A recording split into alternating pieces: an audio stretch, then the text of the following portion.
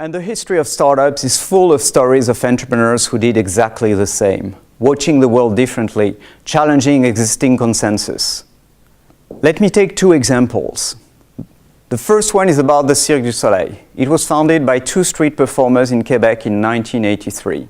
It is today a world success. It represents over $2 billion of revenue.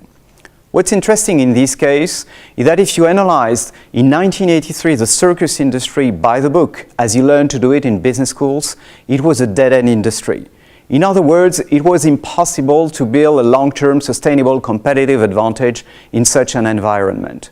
This meant that for any educated entrepreneur, businessman, the circus industry looked like the worst place that you could ever think about for starting a business. And still, despite this, two street performers built a world success. How did they do that? They watched the circus industry differently. They approached it from a different angle. They changed the rule. They broke the deadly trap that every other player was stuck in, and they reinvented the very concept of circus show and built a world success. That is what watching the world differently means for entrepreneurs. Let me take another example. This is the story of Juniper Networks, manufacturer of networking equipment. It started in 1996 with two researchers from the Xerox PARC who invented a new router.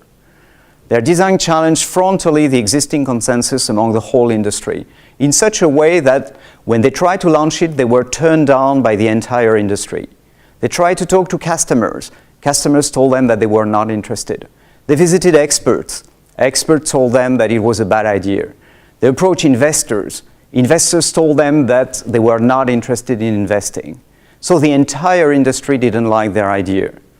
But despite these negative feedbacks, Juniper Networks founders still believed they were right and customers, experts, and investors were wrong. So they kept trying up to the moment when they managed to raise $300,000 from one guy, one single investor. This allowed them to start their business. It was the end of 1996. 3 years later, Juniper Network went public on the stock market, and by that time, it represented the biggest IPO in the history of NASDAQ. All this starting from a business that the entire educated world turned down 3 years earlier. What these examples have in common is the fact that, with different motivations, in every case we have entrepreneurs who were able to watch their market, their industry, technologies differently. Entrepreneurs who had the guts to challenge consensus and status quo.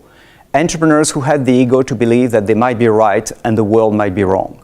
This is a very important comment because our entire academic background prepared us, shaped us, should I say, to do exactly the opposite. Listen quietly to our peers and reproduce politely the rules and good practices that they kindly taught us. Whereas the entrepreneur must be by nature different. Of course, it is about listening to our peers and learn from them. But the entrepreneur will also be sometimes the one who has the guts to be insubordinate, the one who doesn't listen and twist the rules, and the one who is not afraid to be wrong many times as it takes. Make no mistake, the whole entrepreneurial process goes beyond that romantic idea of being right single-handedly and facing the world who is wrong. It is a long exploration process where you will have to structure and test your idea, to listen to inputs from the outside, to rethink entirely your project from the bottom up. But it is important to realize that it starts there, from rebuilding that ability not to follow common wisdom and consensual good practices. It implies learning how to watch the world differently, a skill that over a decade of passive listening in classrooms and then in meeting rooms broke for most of us.